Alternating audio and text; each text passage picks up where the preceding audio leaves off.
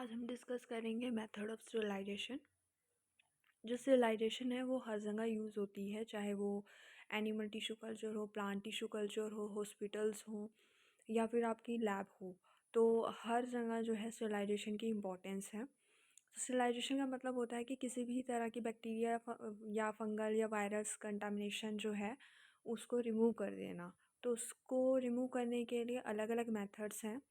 पहले जो मेथड्स हैं वो हैं physical method and chemical method. Physical method में आता है ड्राई हीट मेथड सबसे पहले, यानी कि जिसमें हम ड्राई हीट का यूज़ करते हैं। इसमें direct flame, red heat, hot air.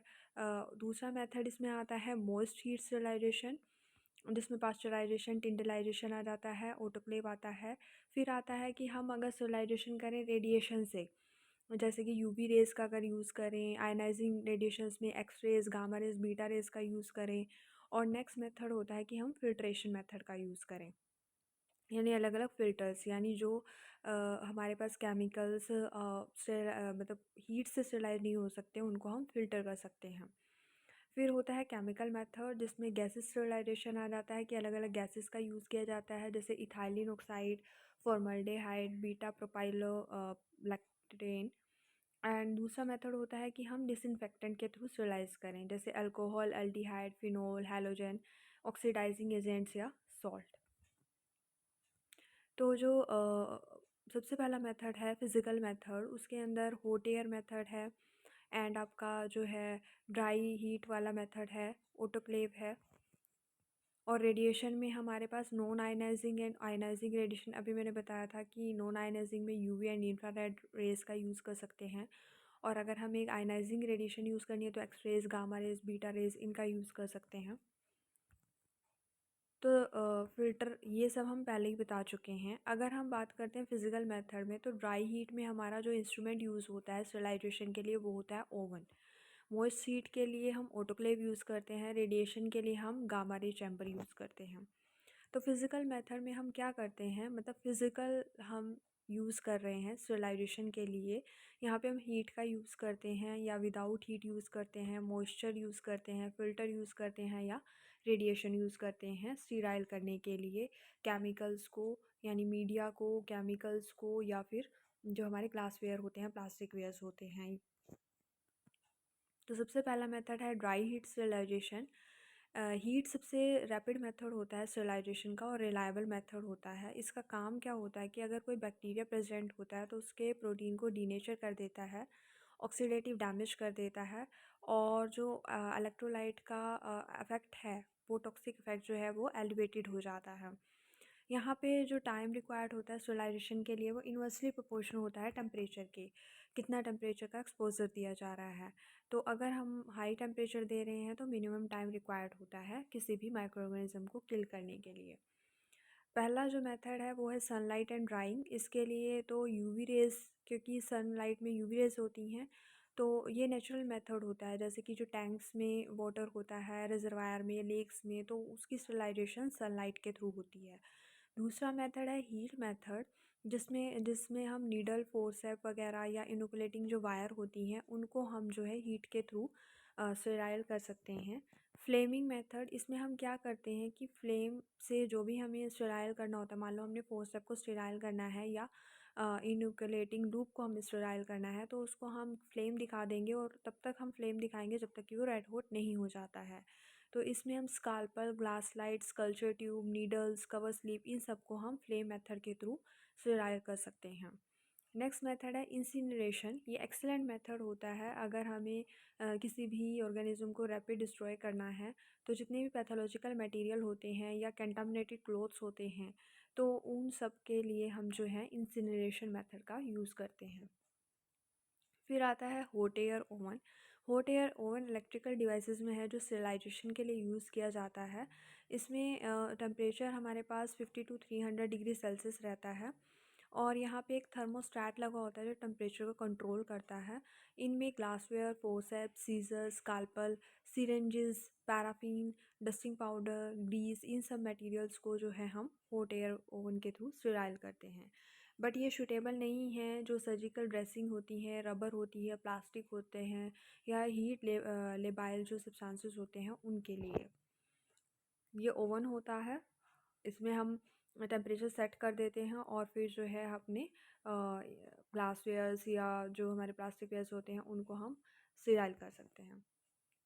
Precautions यही रखनी है कि ग्लासवेयर ड्राई होने चाहिए, ओवन ओवरलोडेड नहीं होना चाहिए, ग्लास मटेरियल्स ड्राइंग के बाद कूल करने पड़ते हैं यूज़ करने से पहले, और आर्टिकल्स जो हैं इस तरह से अरेंज होने चाहिए ताकि जो एयर है वो फ्रीली सर्कुलेट कर सके। और डोर हमें ओवन का तभी ओपन करना है जब वो कूल डाउन हो जाए। यहाँ पे अलग अलग टेम्परेचर के अकॉर्डिंग अलग अलग टाइम है। अगर 170 डिग्री सेल्सियस टेम्परेचर होता है तो 60 मिनट चाहिए होते हैं, जितना मतलब इनवर्सली प्रोपोर्शनल है टेम्परेचर जो है वो टाइम के।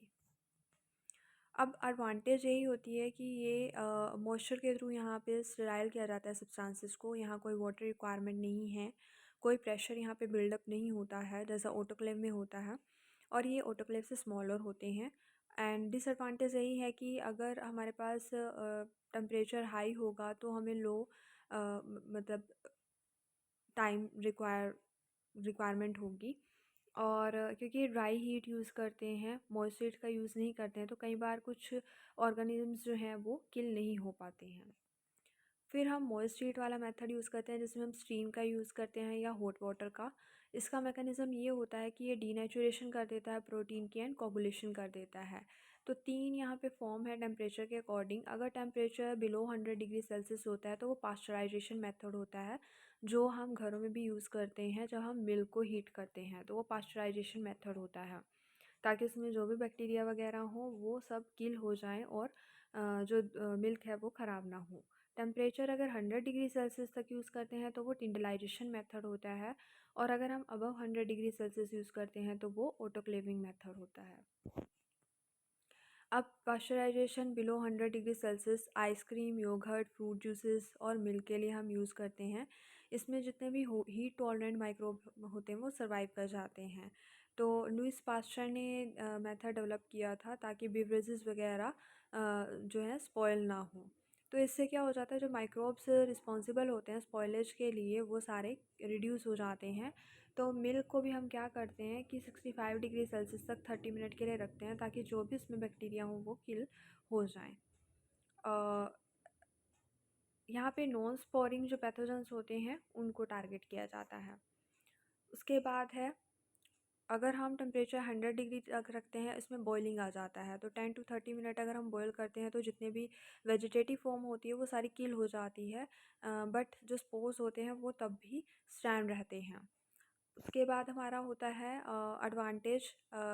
उसके बाद हमारा नेक्स्ट जो मेथड होता है वो होता है कि ऑटोक्लेव वाला मेथड, जिसमें अबव 100 डिग्री सेल्सियस टेम्परेचर होता है। ये सबसे बेस्ट मेथड होता है क्योंकि इस पे जो बैक्टीरिया के स्पोर्स वगैरह हैं वो भी किल हो जाते हैं, तो वेजिटेटिव एंड स्पोर दोनों ही इसमें किल हो जाते हैं।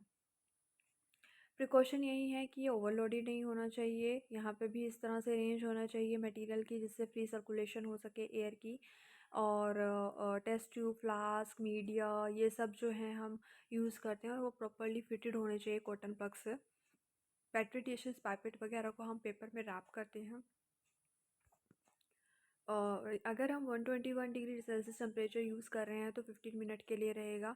126 रखते हैं तो 10 मिनट्स, 134 रखते हैं तो 3 मिनट्स। ये ऑटोक्लेव का स्ट्रक्चर दिखाया हुआ है। ये हॉरिजॉन्टल ऑटोक्लेव है, दो तरह के होते हैं, एक वर्टिकल होता है, एक हॉरिजॉन्टल होता है। प्रोसीजर यही होता है कि पहले तो हम बॉटम में ऑटोक्लेव के वाटर को ऐड करते हैं। उसके ऊपर एक शेल्फ होती है, उसमें हम जो भी आर्टिकल्स रियलाइज़ करने हैं उसको रख देते हैं, लिड को क्लोज़ कर देते हैं एंड सेफ्टी वॉल एडजस्ट करते हैं। उसके बाद हमारे पास प्रेशर जनरेट होता है 15 तक, हमारे पास प्रेशर जब आ जाता है उसके बाद हमारे पास क्या होता है कि विसल आना स्टार्ट हो जाती है, और उसके बाद हम 15 मिनट्स का टाइम जो है वो काउंट करते हैं।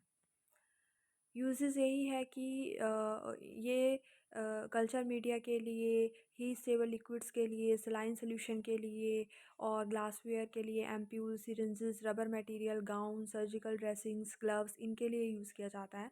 बट जो हीट सेंसिटिव मटेरियल्स होते हैं जैसे ग्रोथ हार्मोन होते हैं, जो प्लांट के ग्रोथ हार्मोन होते हैं, उनके लिए ये सूटेबल नहीं है। कुछ पाउडर्स के लिए, कुछ ऑयल के लिए, फैट्स के लिए, ऑइंटमेंट्स के लिए।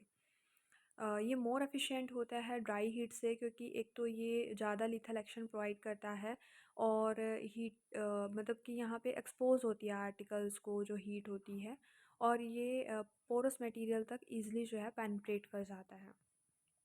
नेक्स्ट मेथड आता है रेडिएशन, जिसमें दो टाइप हैं, एक है नॉन आयनाइजिंग और एक है आयनाइजिंग। नॉन आयनाइजिंग में आता है इंफ्रारेड एंड यूवी।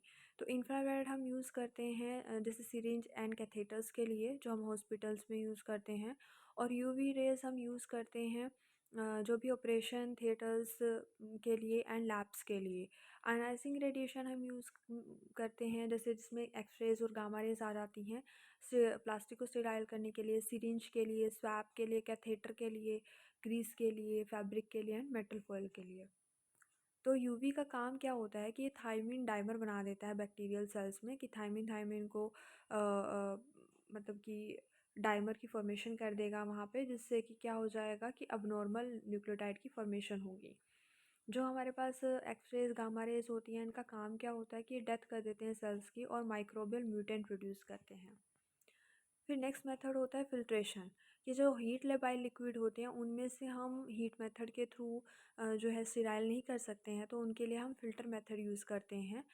जैसे हमारे पास एंटीबायोटिक के सोल्यूशन हो गए, शुगर के हो गए, ग्रोथ हार्मोन के सोल्यूशन हो गए, तो जो वायरसेस होते हैं वो ऑर्डिनरी फ़िल्टर से पास हो जाते हैं, तो हमें बैक्टीरिया फ्री फ़िल्टर का यूज़ करना पड़ता है।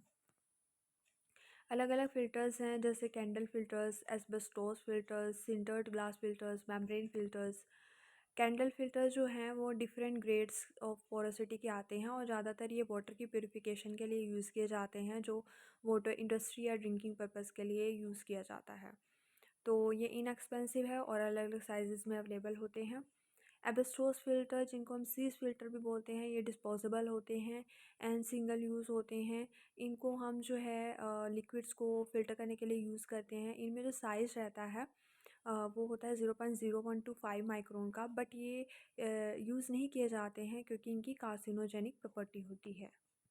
सिंटर फिल्टर, इनकी लो ऑब्जॉर्बिव प्रॉपर्टी होती है। यहाँ पे बोरोसिलिकेट ग्लास जो है वो मेनली यूज़ करते हैं इन फिल्टर्स के लिए, और ये एक्सपेंसिव होते हैं थोड़े एंड ब्रिटल होते हैं। देन मेम्ब्रेन फ़िल्टर, ये सेलुलोज एस्टर्स और अदर पॉलीमर के बने होते हैं, जो भी वाटर प्यूरिफिकेशन के लिए हम यूज़ करते हैं। उसके लिए हम, या फिर हमें अगर जो प्लांट ग्रोथ हार्मोन है उनके सोल्यूशन को फ़िल्टर करना है, तो हम मेम्ब्रेन फ़िल्टर्स का यूज़ करते हैं। यहाँ पे 150 माइक्रोमीटर थिक होते हैं ये, और इनका पोर का जो रेंज होता है वो 0.01 टू 10 माइक्रोमीटर इन डायमीटर होता है। एडवांटेज यही होते हैं कि यहाँ पे भी हम जितने माइक्रो ऑर्गेनिज्म हैं उनको सीविंग के थ्रू सेपरेट कर सकते हैं। Membranes high and uniform porosity के होते हैं, एंड ये डिस्पोजेबल होते हैं, तो क्रॉस कंटामिनेशन का कोई चांस नहीं रहता है, और अब्जॉर्प्शन बहुत ही लेस होता है। बट डिसएडवांटेज ये होता है कि अगर हम प्री फिल्टर यूज़ करते हैं तो क्लॉगिंग एंड ब्रेकिंग के चांसेस हो जाते हैं। लेस केमिकल रेजिस्टेंस होती है कुछ ऑर्गेनिक सॉल्वेंट के लिए, जैसे क्लोरोफॉर्म, कीटोन, एस्टर्स के लिए। तो ये हमारे पास जो हैं मेथड्स थे स्टेरिलाइजेशन के, जो हम अलग अलग जगह पे यूज़ करते हैं, अपनी लैब्स में यूज़ करते हैं, हॉस्पिटल्स में यूज़ करते हैं, और केमिकल्स और हमारे जो हीट सेंसिटिव, हीट लेबाइल, जो हीट रेजिस्टेंस हमारे पास लिक्विड्स होते हैं उनकी स्टेरिलाइजेशन के लिए यूज़ करते हैं।